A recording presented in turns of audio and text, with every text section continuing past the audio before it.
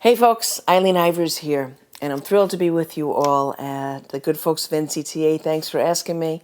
Big fan of you guys and all you've done for so many years, and it's been thrilling to be with you on a lot of the rides through the years. Missing the Richmond Folk Festival very much, but of course it'll be bigger and better than ever next year, as we know, when we really celebrate. And we love Richmond very much. It's a great city. We've been there through the years, play the Maudlin Center a few times, and it's always a wonderful time down there. I'm coming here from New York, is where I lived for many years. I've been brought up in the county Bronx, Ireland's 33rd county, living in Hudson Valley, New York for 20 years now. But my folks came from Ireland, both of them born there, and that's a tradition which I love very much and have been a part of for many years. Performing it has been a privilege, speaking about it through the years, recording many records, collaborating with wonderful artists, and just carrying on the tradition like so many others are doing in the traditional arts. It's so critical, I think, and so important, and it's been a wonderful privilege to be a part of. I'll get right into some music. I thought of this set of tunes, which I wrote actually for my parents, who are both from County Mayo in the west of Ireland, and I call this set the Canbrack Girls. There's 3 jigs and a polka, and the first tune is Camino de Santiago. The second one, The Moonlit Boreen. Canbrack Girls is the 3rd jig, and then a polka after that.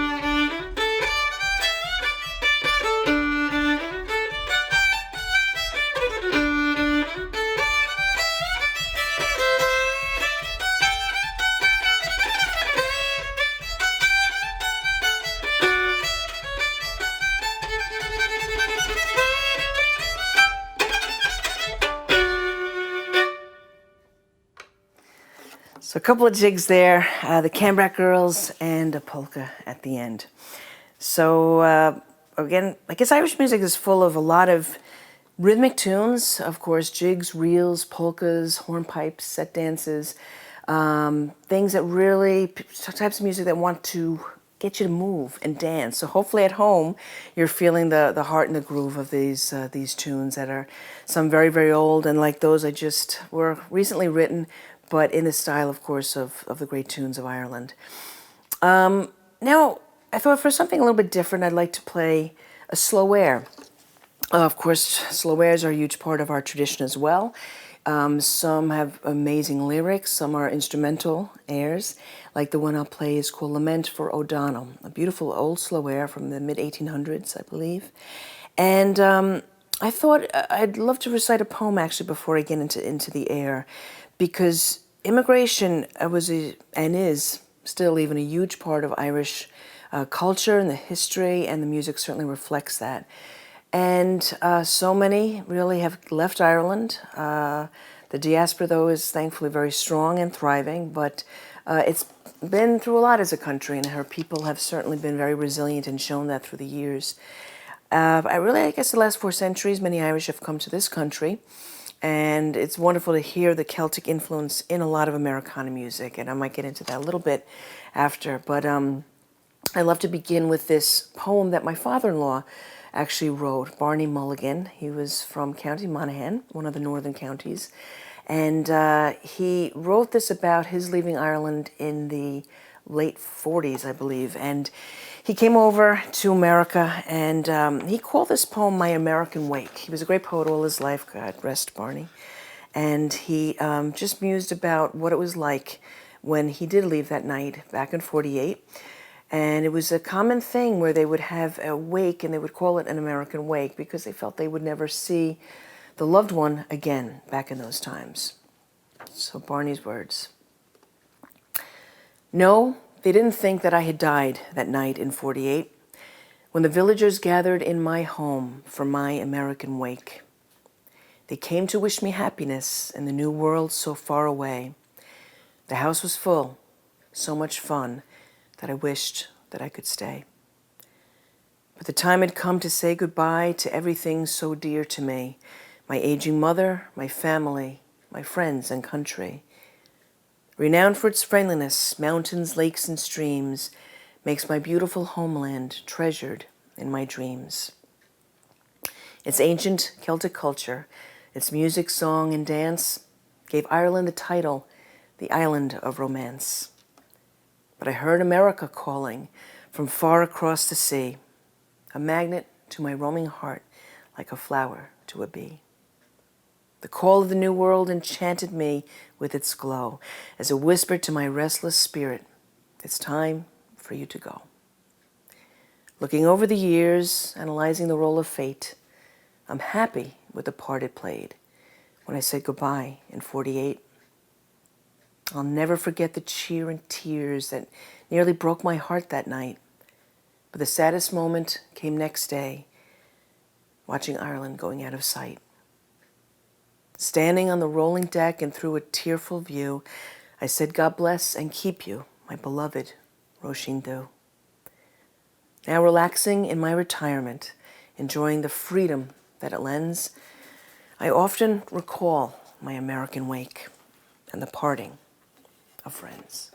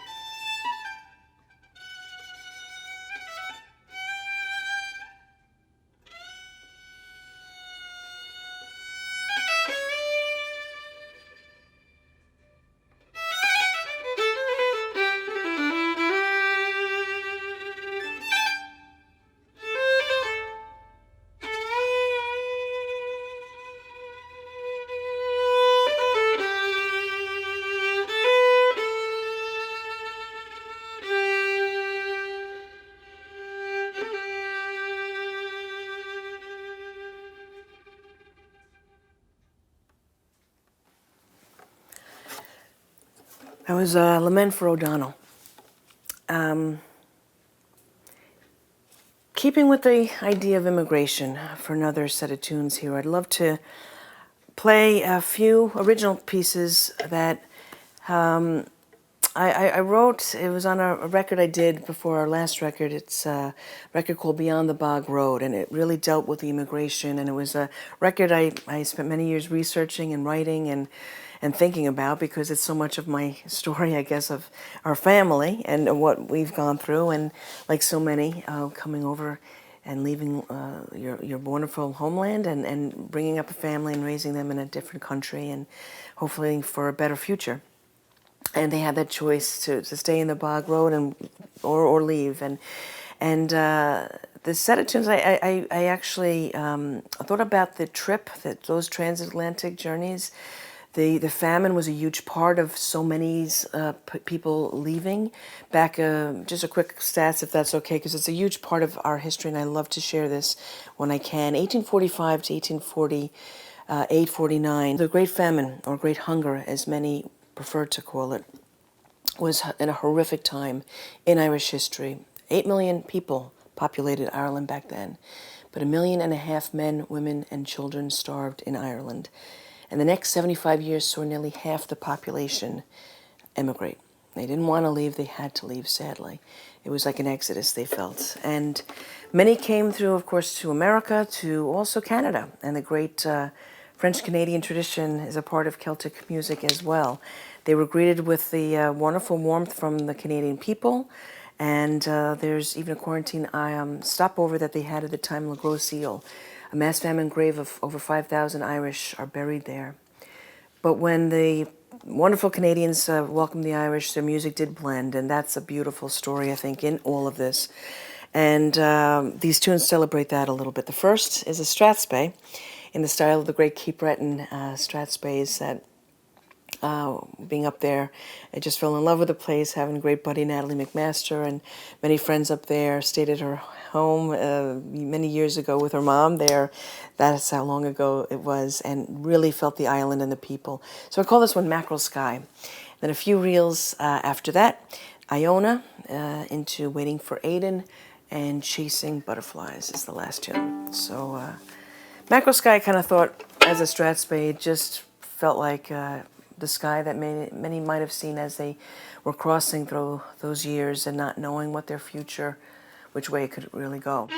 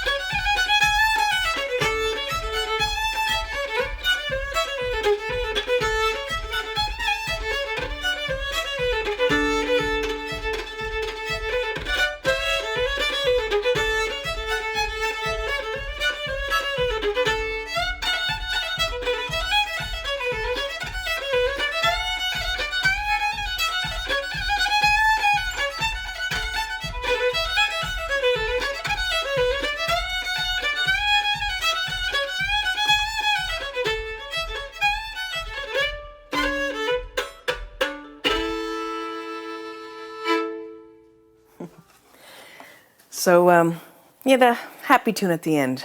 I have to end with a happy note there, Chasing Butterflies. I think I'd love to chat real briefly about our tradition a little bit more and then end up with a set of tunes. Irish music, again, I guess I'm just so proud of the tradition. I absolutely adore so many things about it. And really, it's been a privilege to perform through so many years and touch audiences, hopefully, along the way. It is, of course, very challenging times right now, but we know it will get back to live music out there. And the day, actually, this shutdown started was the day we released our new record that I've been working on with my husband and bandmates and other collaborators and writing and producing it. It's called Scatter the Light. But that's okay. It's going to rise again, and we're going to keep that light shining brightly. The emphasis kind of went back into teaching. Our son is 11 years old. He's in school, and there's going to be a lot of homeschooling, elder care for mom, and things like that. And it's just the time that's in it. And I think it's actually wonderful in a way to get back to the basics, get back to teaching, speaking about our tradition, and keeping it going. And real briefly, of course, Irish music. I mentioned there's dance music that we did some slow airs here. Just want to show you real quick. In the music, we've also through the years have learned from other art forms, other traditions. The great African tradition, we've in Irish music picked up the banjo years ago, and this was something that we love to play, especially the tenor banjo in Irish music is a wonderful instrument for playing jigs and reels and dance tunes. Like this.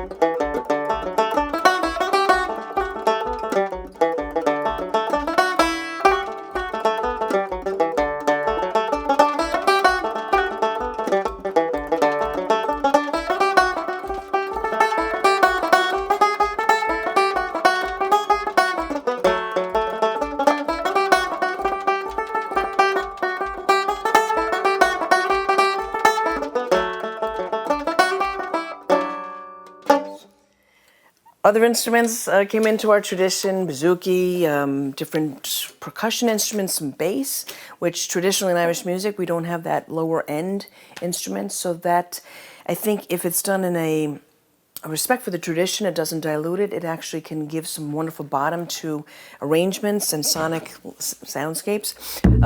Baron. I'm sure some of you, your listeners and watchers out there, have seen the Irish goat skin frame drum. So that's one of the few percussion instruments we have in our music, along with, of course, the feet of the dancers. And again, if it's just sounding like a jig, 1, 2, 3, 1, 2, 3, 1, 2, 3, 1, 2, 3, or reel, 1, 2, 3, 4, 1, 2, 3, 4, 1, 2, 3, 4. And if it swings like that, then we know it's feeling the groove of what this music is really meant to be. So a quick story, and this last set of tunes is, when I was thinking NCTA, I think a lot of great memories. I think Lowell, we've played, I think East Lansing, played festivals with the wonderful folks through the years, and of course the sessions that happen afterwards, that all musicians crave, live music and collaborating and just feeling and learning from each other. And many years ago, I got to meet the great Ralph Blizzard from Tennessee, great fiddler. Actually, I think a National Heritage Award winner, and rightly so. Ralph gave so much of his life to the music, to teaching it, performing it, just loving it. And in one of those great sessions in a lobby somewhere, we had a great session with Ralph one night, and it got into the wee hours, as it often does. And Ralph kind of said to me, Eileen, play me one of them Irish tunes by yourself there. And please forgive this Bronx person's bad southern accent. But anyway, Ralph, I thought of a tune, and I played this one for Ralph that night. It was called A Bunch of Keys, which is an old traditional Irish reel. I'll just play you guys a bit.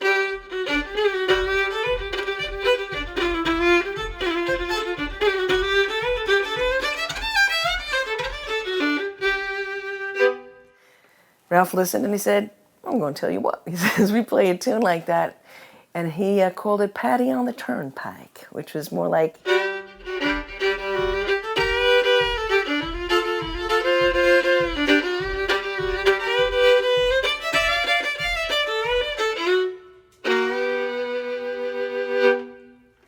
So again, folks, as I kind of alluded to before, this music is a living, breathing, wonderful, vital source. And you could just hear, you know, that Irish tune, the diddlies and the ornaments and all that, and then that more of a stripped-down, old-timey tune that Ralph shared that night. Never forget that. And never forget a lot of those festivals where we as musicians grow and we learn to respect each other, our differences, the similarities, and that's what I loved and what I love speaking about and performing when we get to perform. So, again, thank you so much for your time, NCTA. I'm going to leave you with one more set of tunes and the good Richmond Folk Festival.